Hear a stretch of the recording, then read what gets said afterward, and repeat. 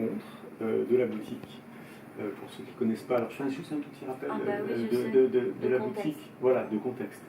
La boutique Potemkin existe depuis 18 ans et on fait des rencontres depuis une dizaine d'années, c'est-à-dire que régulièrement, une fois par semaine, on essaye de recevoir, profiter de sorties DVD, en fait, de sorties Blu-ray pour recevoir le cinéaste ou la cinéaste et puis d'avoir un petit échange comme ça pour des gens qui connaissent le travail de la cinéaste ou du cinéaste ou des gens qui ne connaissent pas. Donc voilà, c'est assez ouvert, c'est ouvert à tout le monde. Et moi je suis très heureux ce soir que tu sois là, Marie. Je sais que il y a quelques jours tu étais en voyage, je sais pas, à la Biennale. À la Biennale, ouais. C'est ça. Biennale, c'était. C'est à Vienne, c'est le festival de cinéma de Vienne. Et tu présentais Barking in the Dark, le nouveau film, c'est un moyen métrage sur le groupe The Residents. D'accord. Qui est un groupe de collaborateurs, collaboratifs, je sais pas comment on dit, qui chantent, qui sont aussi dans la performance et qui sont surmasqués depuis toujours. Donc personne ne connaît leur identité. Ah, okay. Et l'image la plus iconique peut-être d'eux, c'est le highball. Ils ont un masque d'un highball, de là de connaître. Ouais. Donc c'est un groupe de San Francisco des années 60 et je les ai filmés pendant 5 ans. Voilà, à essayer de contourner les masques. D'accord, savoir si. Je parle pas, je sais que tu. Non, mais c'est bon, on a une captation, ça sera toujours plus propre que ce qu'on a. Ouais. Ok, mais c'est intéressant parce que pour ceux qui ne connaissent pas ton travail, c'est quand même ton rapport aux performeurs, aux artistes, à la musique. C'est quand même un fil conducteur important de ton travail depuis des années et des années. Sans le savoir. Sans le savoir, mais tout en le faisant quand même. Tout en le faisant, mais je crois que le son, en fait, comment performer le son, comment enregistrer ou filmer par les images, comment le son existe au cinéma, en fait, parce que je pensais même à Félix et Noandolin, le film sur Félix Cubine, qui sont des performances sonores. Il est en train de travailler, ouais, c'est Félix, c'est ça.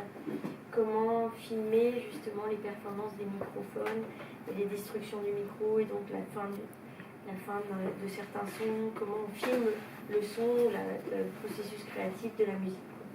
C'est vrai que c'est quelque chose qui m'émeut parce que en fait aussi le son et la musique c'est toujours tellement direct et tellement profond. Dès qu'on écoute une musique ou une chanson, on est ému ou énervé ou agacé ou révolté ou plein d'énergie. Enfin, c'est instantané dans la musique et c'est vrai que c'est un endroit difficile à nommer aussi.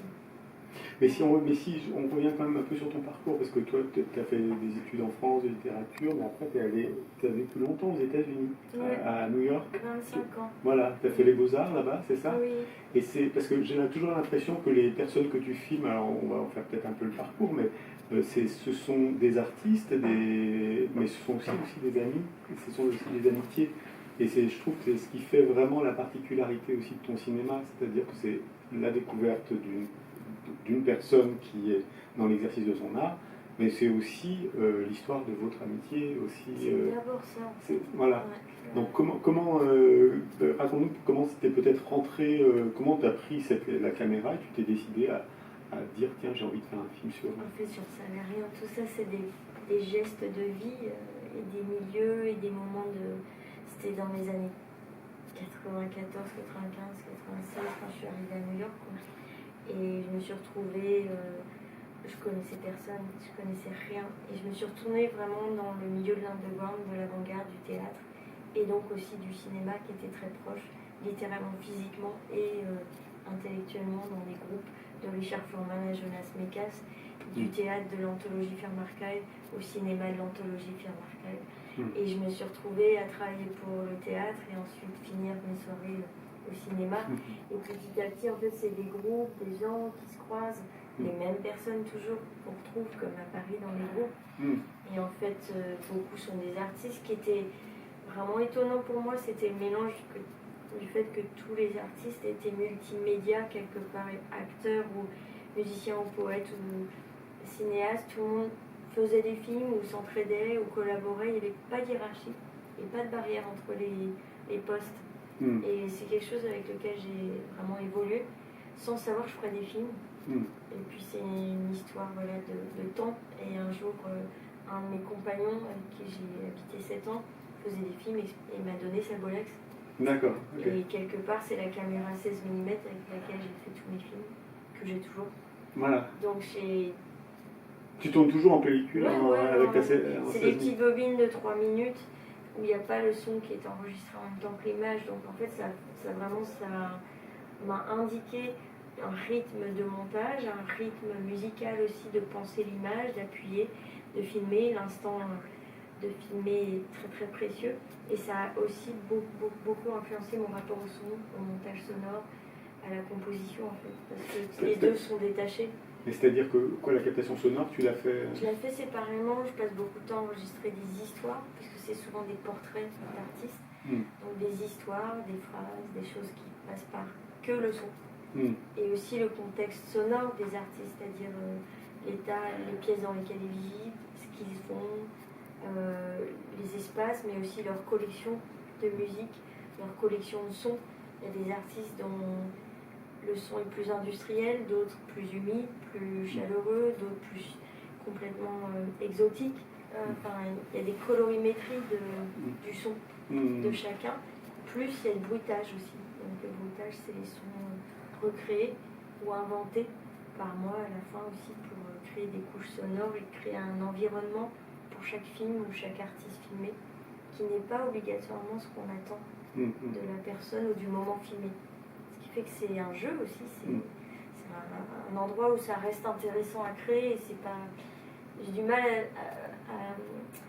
Si tout était su ou connu, je pense que je m'embêterais vite, alors qu'en fait ce que j'adore c'est le montage aussi. Donc il y a cette partie de l'inconnu et la création jusqu'au bout, autant du son que du rapport à la narration.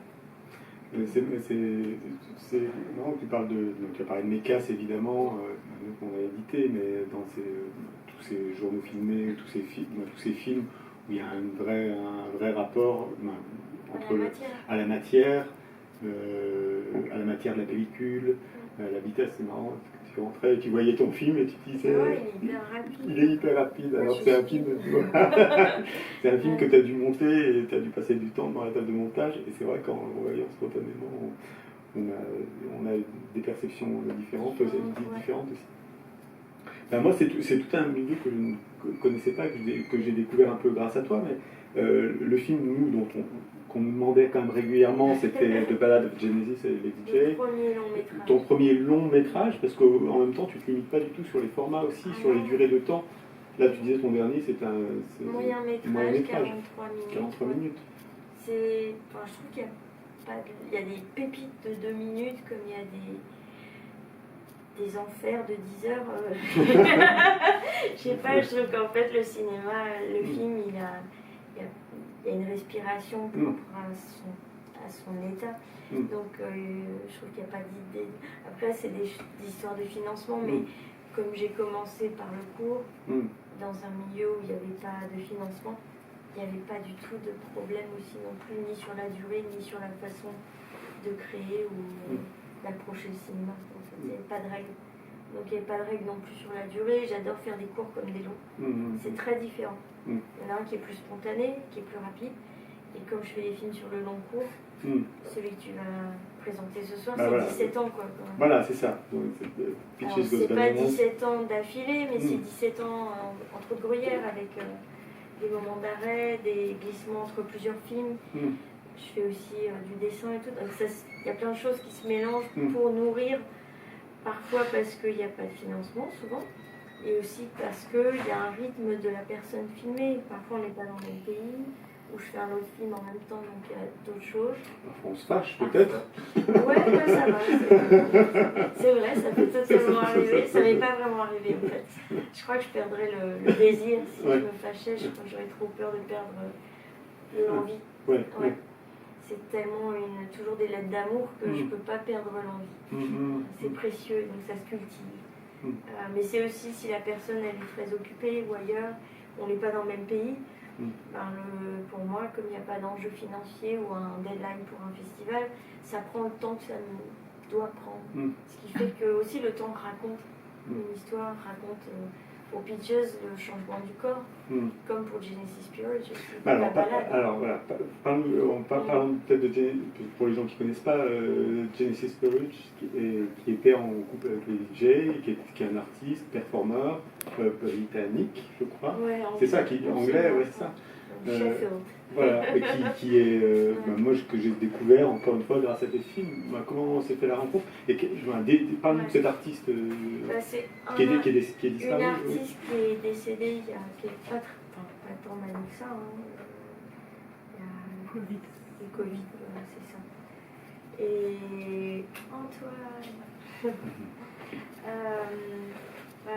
Jen, je connaissais rien, mais c'est une artiste qui est passée par la musique, qui a inventé la musique industrielle avec la techno, enfin c'est l'origine, et qui est venue se réfugier, a été repoussée de son pays par la force de son art et de sa performance aux États-Unis, et a créé un autre groupe qui s'appelle Classic TV, Robin Gristle, vraiment une éthique de travail et de performance et sur le corps, aussi beaucoup sur le cut-up, sur le montage.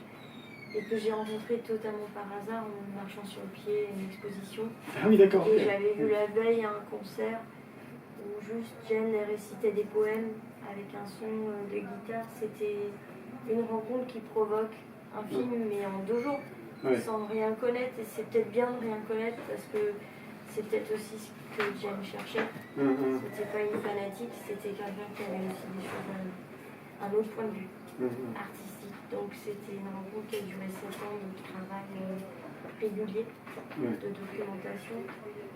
Et assez chouette, il y a carrément... Ah bah c'est bien, mais venez vous asseoir. Il y a des... Vous avez vu. Attends, je vérifie juste si ça fonctionne bien.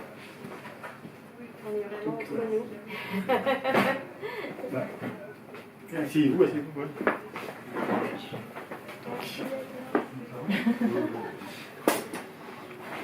Il y a d'autres chaises.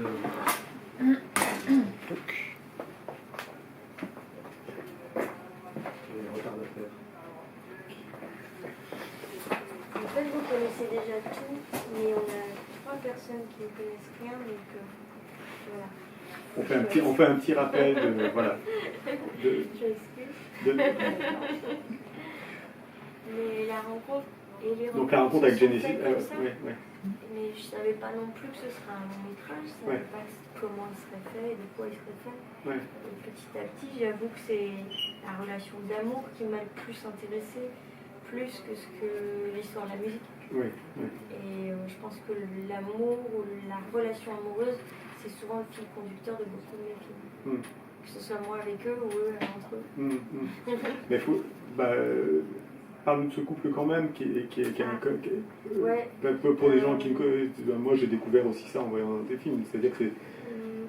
En fait, Genesis a fait beaucoup de travail sur le cut-up, qui était l'invention Bose, dans les années 70, de mettre, quand on mettait un poème ou une phrase à côté de l'autre, ça fait un 3e sens.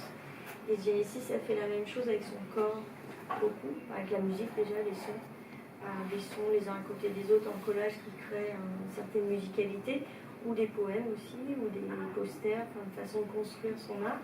Et elle a fait la même chose avec son corps aussi, c'est-à-dire de changer par amour pour sa femme, les DJ, elle a transformé son corps pour ressembler à l'autre, pour créer un être sans genre, qui soit unique et qui soit un mélange des deux par amour, voilà, qui s'appelle le pandrogyne. Donc c'est assez barré et c'est assez merveilleux aussi, c'est un acte d'amour très puissant et en même temps artistique parce que c'est vraiment un acte qu'on ne fait pas tous et toutes. Donc voilà, et le film s'est tourné quand même beaucoup sur ça. Oui, il raconte sur tout ça finalement. Oui. Ce qui m'a plus intéressé, c'était leur relation amoureuse et la force de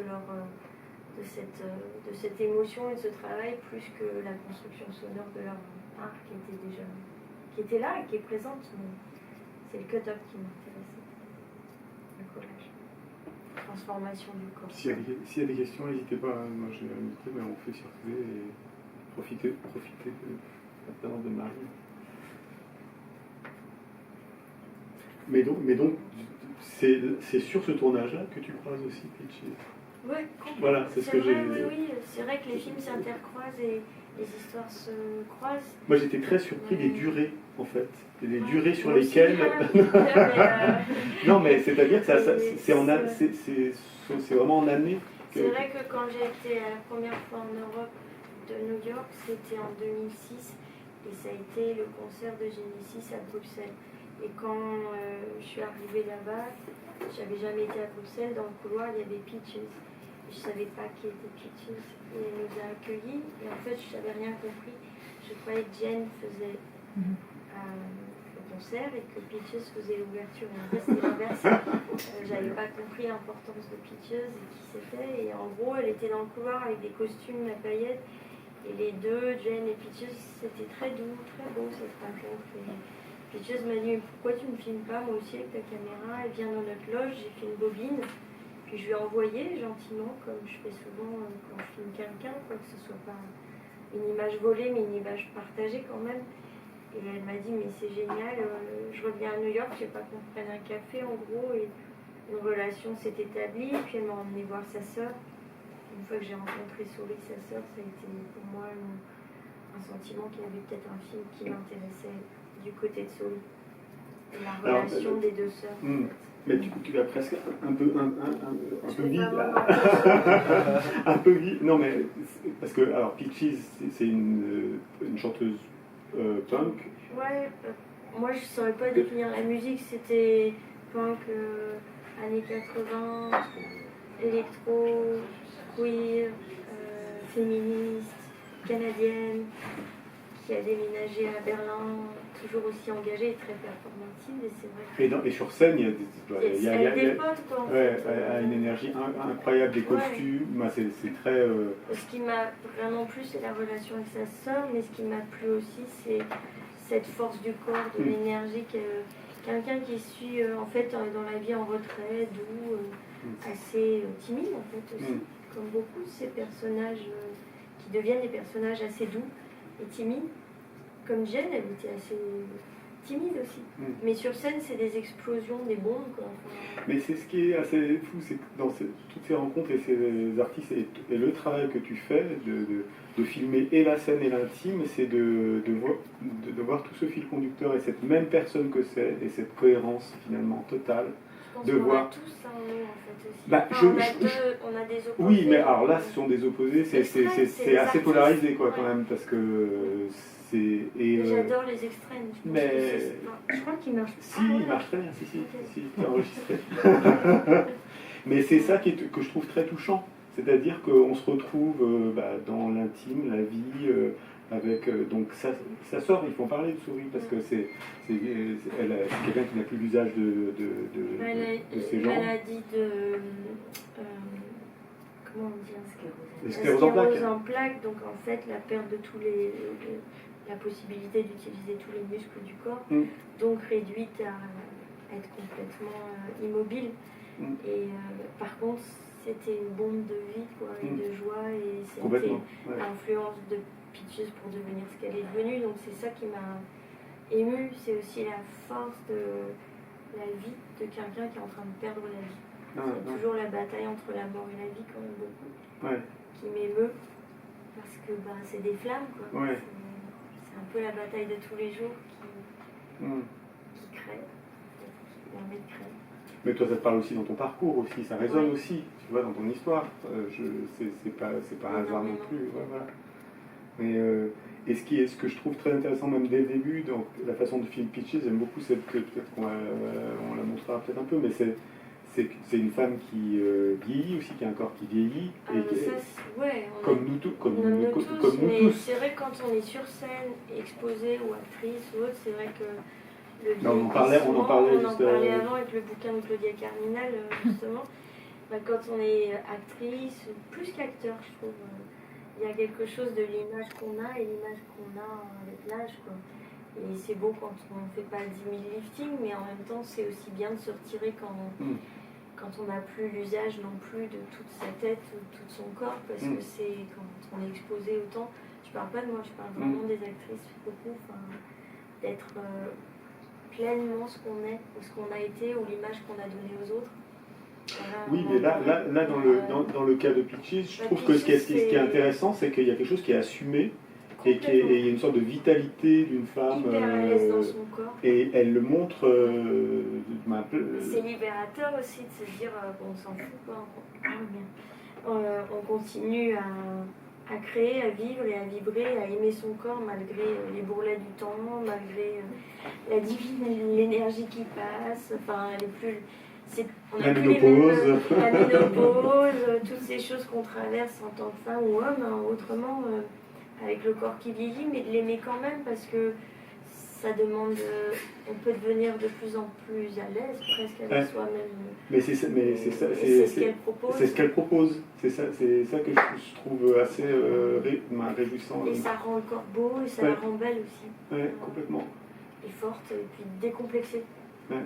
Parce que c'est quand même son corps qui est au service de l'art. Pour le coup, c'est un peu comme Genesis, c'est des corps sur scène. Et c'est par leur corps que aussi la musique et la performance existent. C'est des mises en scène quand même sur scène.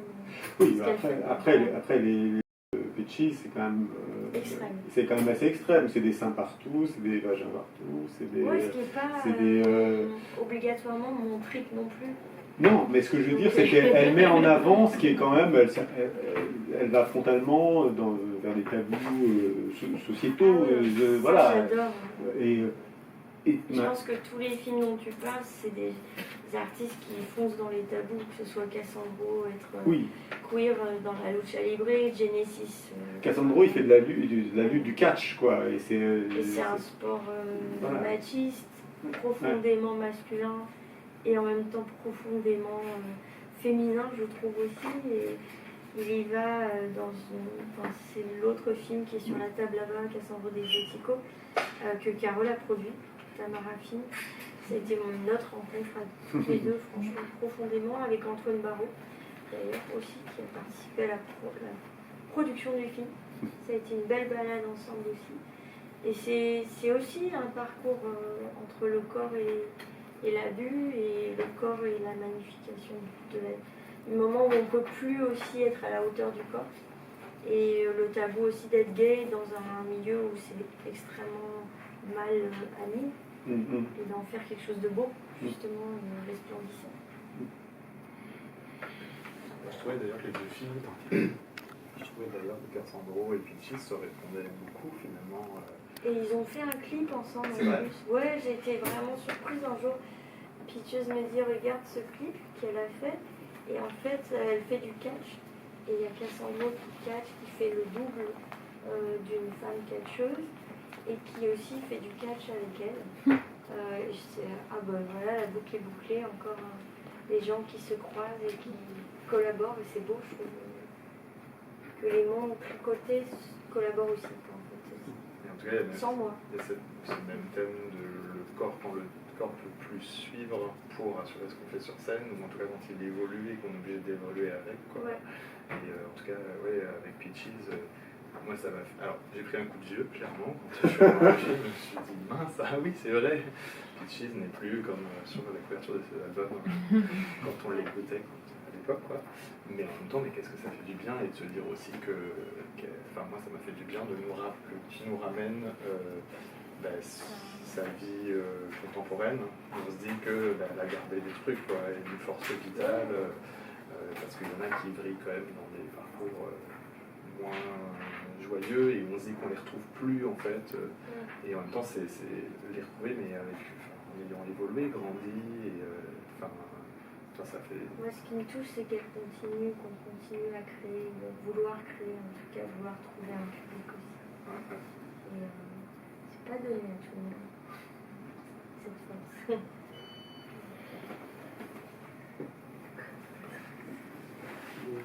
Je suis allée voir l'expo Custom. Et je pensais à Peaches, tout est rose cette année pour moi. Et avant, je détestais le rose et j'ai l'impression que j'adore le rose. Je sais pas, j'ai une vision du rose, du chamallow, des culottes de Peaches. Non, puis ce qui est très, très beau aussi, c'est de comment on rencontre ses parents aussi. Ses parents, son ami. Moi, leur histoire, à chaque fois, c'est des gens qui sont aussi pleins dans leur histoire d'amour, qui sont entiers. Je trouve que c'est assez beau. C'est la première fois en fait qu'il y a, je trouve, la famille au sens du sang. Souvent il y a la famille de choisie. Et là c'est la famille vraiment de naissance. Et je trouvais ça beau. Je connais pas ce rapport-là en tout cas à la famille, et ça m'a beaucoup ému que les parents soient là et prennent tout ça comme ça et soient si fiers et si emballés par la proposition de leur fille, quoi, à n'importe quel âge. Et ça, je trouve ça génial. Ouais.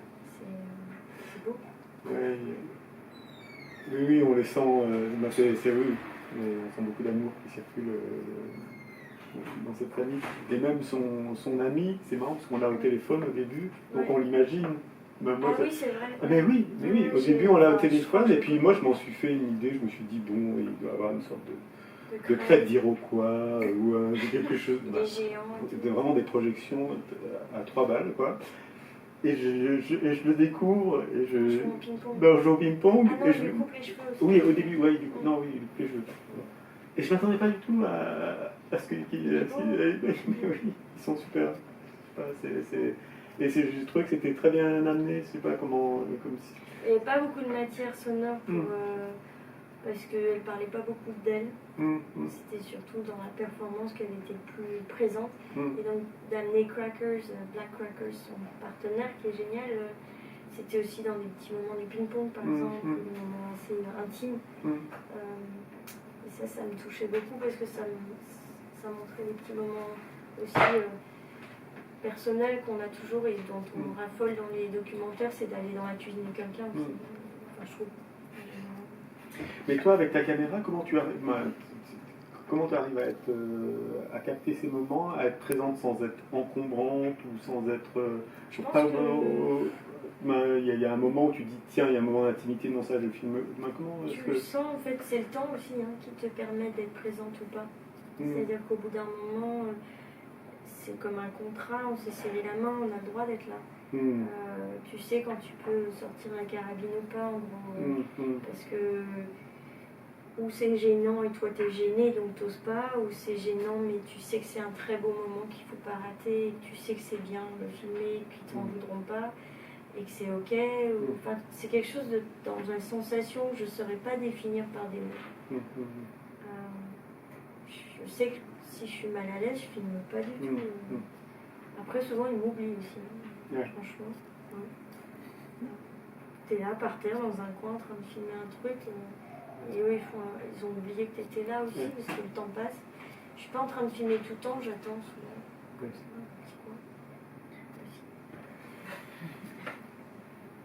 Tu dois avoir une matière de rush Non, pas tant que ça. Les rushs, c'est pas immense parce que le film c'est cher, et aussi je filme pas... C'est précis ton film. Okay. Alors que d'où je me perds en vidéo d'ailleurs. Parce que la vidéo, tu sais que tu peux...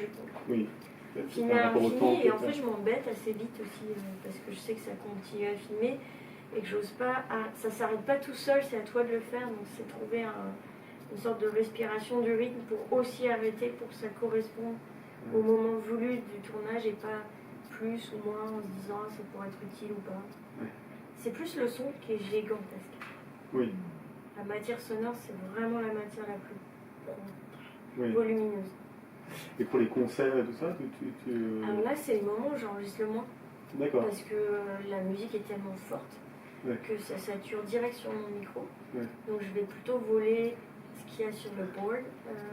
D'accord. Ce que eux ressortent très bien enregistrés des concerts. Par contre, ce qui m'intéresse, c'est la matière des coulisses. Les va-et-vient, les rencontres entre eux, les amis qui passent, les sons des couloirs, les annonces du timing. En fait, les coulisses, c'est l'endroit que j'aime le plus au monde, n'importe où. Je crois. Parce que c'est entre...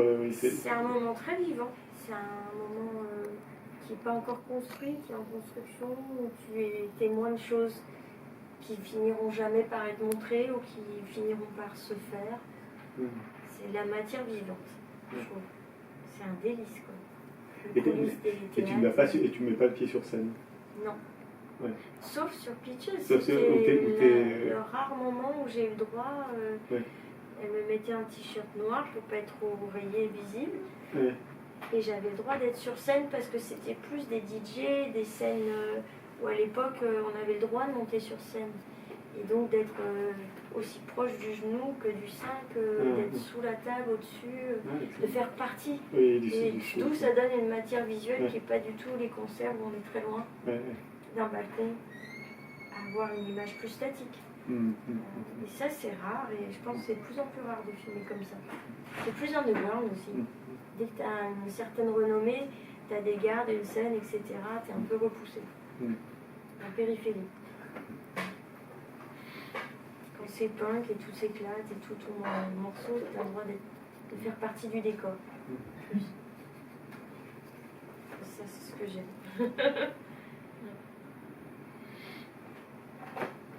Des questions aussi. Mais il y a que des amis, alors. Bah oui, oui, venir chaud. Il doit en avoir marre de l'entendre aussi. La unième fois.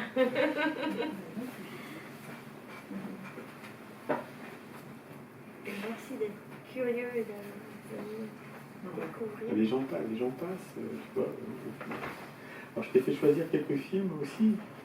Oui, et tu les avais pas dans ton catalogue. Alors, il y en a que j'avais pas et tout ça. Je suis arrivée et j'ai choisi d'autres. Alors attends, je vais en chercher deux, trois. J'avais... c'était en rapport avec des choses du film et pas juste des films que j'aime, etc., mais plus de Peaches aussi. Et j'avais choisi un en premier, c'était Ross McElroy de Shirley's March, qui est vraiment un film que j'adore plus que tout. C'est comment filmer les êtres aimés, en gros, un documentaire, une certaine approche de la caméra aussi. Et il est plus édité. Le deuxième, c'était Grey Garden des frères Maisel, le rapport familial entre mère et fille. Et il est plus édité. Attends, il faut juste dire un mot sur Grey Garden. Il y a des gens qui n'ont pas vu Grey Garden. C'est les frères David et Albert Maisel qui étaient vraiment extraordinaires, qui habitaient New York et qui, entre frères, ont commencé le cinéma comme ça aussi. Ils sont partis en Russie filmer dans un hôpital psychiatrique, premier film quand même. Et puis après, c'est que des documentaires. Ils ont beaucoup filmé, dont un film que j'adore, c'est Grey Garden. C'est vraiment la mère et la fille Edie et sa maman dans une maison en ruine. Qui sont des cousines des Kennedy. Cousines des Kennedy, donc il y avait un passé royal très important, vraiment riche. Et d'un seul coup, ils vivaient dans une sorte de pauvreté camp, joyeuse, et qui sont filmés d'une excentricité folle, et qui vivent encore ce moment comme si elles étaient encore dans ce château. Et ça crée un décalage qui est terriblement fort et douloureux et beau en même temps. Quelque chose un peu décadent, qui frôle la folie, qui est un peu border, et en même temps qui est sur la folie. Qui est beau et en même temps qui s'adresse aux réalisateurs tout le temps. Qui les drague même tout le temps en fait. Mais elles se mettent en scène en permanence. Pour lui. Et donc j'ai choisi ce film parce que pour moi c'était vraiment un pied dans ce qui m'a le plus bouleversé à New York comme rencontre et aussi ce qui m'a accompagné tout le temps. Et je trouve qu'il y a quelque chose en rapport avec Peaches aussi. Et sa sœur. Très bien, tout ça a du sens. Alors ça n'avait rien à voir avec mon choix, mais je l'ai vu dans les films expérimentaux. Et c'est le compagnon d'une de mes grandes amies New York qui s'appelle Martha Colburn, qui fait des films d'animation punk, grâce à qui j'ai rencontré Félix Cubin beaucoup plus tard, sur qui j'ai fait un film. Et Pat, il est de Los Angeles, donc la côte ouest, qui est vraiment une autre partie du cinéma expérimental, très différent du cinéma expérimental new-yorkais, et qui est un génie de l'animation, de la surimpression. Pourquoi c'est très différent côte est que côte ouest? La côte est, New York, c'est quand même beaucoup plus dans la ville qu'est New York, qui est une ville où on marche, et pas une ville en voiture, qui est une ville où la côte ouest, les paysages, la culture se retrouvent dans le cinéma. La côte est, l'avant-garde, c'était le théâtre, le côté queer aussi qui a été très important dans Jack Smith, dans Kenneth Anger, c'est des gens de la côte est. j'avais choisi le coffret de Kenneth Anger, mais il n'est plus édité. C'est nous qui l'éditions et il est épuisé malheureusement depuis quelques années. Donc on est heureux de l'avoir, mais pour moi c'était essentiel on le mettra sur le site, on mettra en premier Kenneth Anger. Par tout ce qu'il a créé, tout son univers, la communauté qui l'entoure, les couleurs, la musicalité, le montage. Et j'avais choisi Puce Moment parce que je pensais au tissu, aux paillettes, à l'absence et à la présence, au surréalisme. Enfin, voilà. Il n'y a pas besoin d'une narration, tout est dit sans avoir une narration écrite.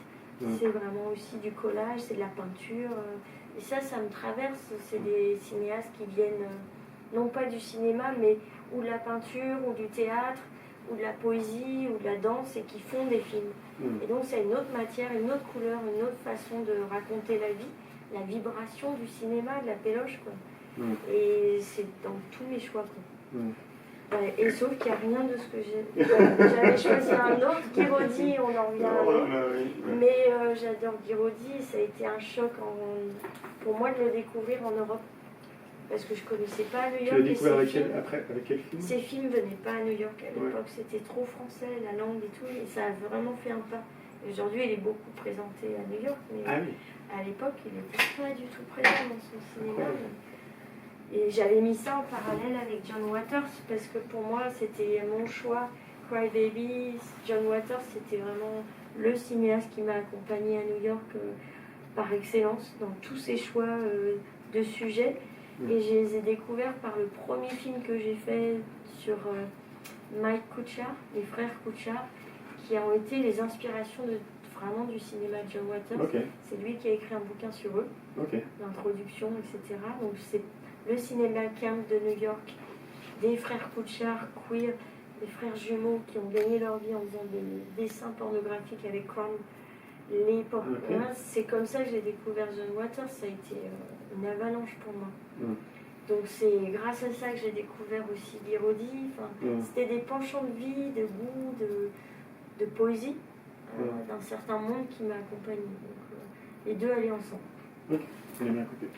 Bon il n'y avait pas Ross McElroy, donc j'ai choisi Robert Kramer. Il n'y avait pas Die Pennebaker, le film sur Don't Look Back, sur Bob Dylan, qui m'a toujours accompagnée, parce qu'il y a une caméra quand même, que j'ai retrouvée, et à travers le cinéma des frères Maisel, des frères, et de Robert Kramer, qui est quand même... Parle-nous un peu de Robert Kramer. Mais c'est pas du tout ce film auquel je pensais, c'est juste les autres... c'est le fait que de filmer à une certaine époque, d'être vraiment chef opérateur, réalisateur, d'être dans les films, c'est des autoportraits de la vie américaine quand même aussi, des traversées des États-Unis, de ce qu'est la politique américaine à travers des personnages que nous on met en paillettes, etc., mais qui racontent, qui ont un bagage américain. Moi ça m'a tellement accompagnée, ça fait partie. Pourquoi je suis partie à New York? On a des légendes antennes et puis en même temps on se rend compte de la dureté de la vie, des vies américaines profondes de la vie. Des États-Unis dans les terres perdues, et on a fait Route 1, c'est des traversées de paysages américains. Juste toi, t'en es où par rapport à ce pays-là aujourd'hui? Je suis plus là-bas. Oui, mais aujourd'hui, quand tu le vois de loin. Je suis pas allée depuis 4 ans, et la politique est atroce. Je sais que mes amis en souffrent beaucoup. Beaucoup sont partis de New York, en fait, ou sont décédés, et ils subissent.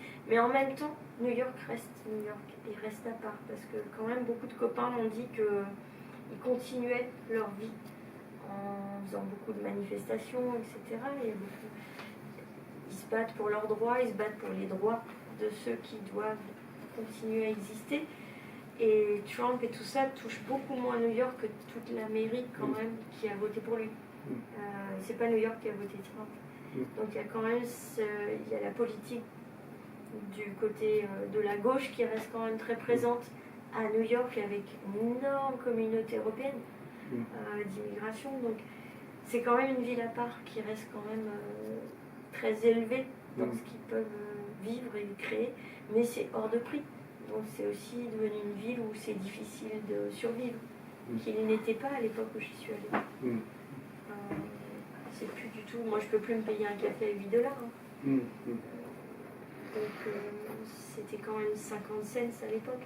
Il y a une différence au quotidien, donc il n'y a pas les mêmes gens qui l'habitent, mais ça continue à garder quand même une énergie de vie qu'on n'a nulle part ailleurs. Quand tu reviens de New York, tu as quand même une pêche. You feel like Peaches goes bananas. Ça vient d'où d'ailleurs le titre? Redis-nous l'anecdote. Je mangeais un banana split avec Jonathan Kerwet, réalisateur de Tarnation ouais. à Williamsburg. Et enfin, moi, j'aime pas les banana splits et Jonathan adorait.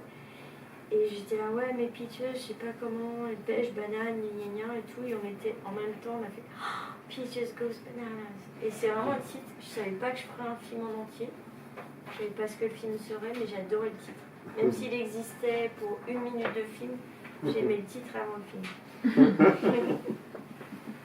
The Wonders, c'est... Les merveilles d'Alice Rohrwacher. J'ai vraiment découvert son travail en arrivant en Europe aussi, et récemment plus. J'aime tous ses films. Et celui-là, il y avait le côté familial qui m'a beaucoup plu. Puis aussi toute l'approche de l'émerveillement, du surréalisme, passer du documentaire presque à la fiction, The Wonders, les merveilles quand même. Les rapports durs aussi, la famille. C'est ça, très choquante et en même temps amoureuse. Ouais. Enfin, il y a de l'amour. Il y a de l'amour, mais il y a aussi des choses qui dysfonctionnent aussi. Mais je crois que c'est partout dans mon cinéma aussi, donc je pensais que ça me parlait beaucoup. Je l'ai fait venir, elle est venue ici pour. C'est une super artiste, c'est une belle personne, complètement. C'était très important qu'elle soit dans ma vie de choix. Bon, alors Nicolas Roeg, il y en a deux, C'est pas parce qu'on les a édités, mais parce que ce sont de grands films aussi. Les deux, ça a été une rencontre du montage. Oui. C'est le montage, le rythme. Pour ceux qui n'ont pas vu, qui connaissent pas le cinéma de Nicolas Roeg, c'est impératif. C'est dingue. Je ne sais pas comment. C'est le bonheur à chaque fois de rentrer dans son monde. Il y en a qui sont moins bien que d'autres, totalement. Et pourtant, c'est des délices, quoi. Ça fait partie des. Celui-là, pour moi, de mélanger du collage de viande à côté de découverte de son corps à 15 ans. C'est hyper expérimental. Oui. Une façon de raconter quelque chose dans le cinéma qui m'a déroutée profondément, qui m'a émue, qui se passe dans le... Enfin, je ne vais pas raconter le film, c'est un film à voir. Ça se passe en Australie. Et c'est l'histoire d'une rencontre entre un jeune homme qui fait son chemin initiatique, son walkabout. Walkabout. C'est rituel, passage de l'enfance à l'âge adulte, à 15 ans, par des rituels mais pour moi c'est le rythme aussi du rituel par le montage. Et tous ces films sont des films qui travaillent le temps et le montage. C'est des bonbons quoi, c'est fou. Et puis bon, je suis amoureuse de Donald Sutherland, donc il fallait qu'il soit là. C'est film sur Venise aussi.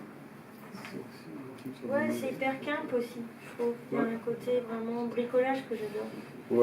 Bricolage à grand budget, mais... un côté giallo aussi. Oui. Il y a beaucoup de choses dans le film.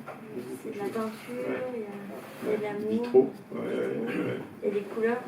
Complètement. Bon, les chaussons rouges, c'était évident pour moi, mais c'était aussi la peinture, le surréalisme, la danse, l'émerveillement du cinéma de cette époque. C'est du cinéma peint. Il y a carrément des décors peints. On avait présenté avec Antoine, c'était drôle, un cours sur la comédie musicale. Et les étudiants qui étaient hyper jeunes, qui étaient c'est de la merde ça et tout. Puis on avait passé la séquence des rideaux, des dessins surréalistes et tout. Puis ils nous avaient regardé, ok, respect. Et je me souviens de ce mot, respect. C'était incroyable ça. Puis même le thème en fait de danser jusqu'à la mort, c'est de créer jusqu'à la mort, en fait, de ne pas pouvoir s'arrêter. L'obsession de créer jusqu'à ne plus pouvoir contrôler, que les pieds dansent jusqu'à se tuer, c'est plus fort que tout pour moi. Et encore la danse, c'est l'acrobate de Paulette, c'est tellement drôle, tellement émouvant. Puis c'est un concours de danse où, enfin, je sais pas, c'est le Buster Keaton, complètement. C'était le Buster Keaton français. l'oncle Il y a de un grand Melky. nez Ouais. maghrébin, magnifique. Il y a le côté documentaire presque aussi du film, je trouve, du quotidien, de la répétition, de l'amour. Tout ça dans une danse où on ne s'y attend pas. C'est quand même une danse, un concours de danse populaire. Et quelqu'un auquel on ne croit pas, qui devient magnifique. C'est très émouvant et très drôle pour moi. Tous ces films de Polo d'ailleurs. Qui se ressemblent, mais qui se ressemblent. Il fera d'autres films qui seront totalement Il est différents. en dehors, quoi, il explose. Ah oui, complètement. Mais Acrobat, c'est trop beau. Ok, bon, bah c'est bien. J'aime bien faire cette partie-là. Bon, ça va, on s'arrête là. Merci beaucoup. Merci d'être venu à la boutique. Merci d'être venu.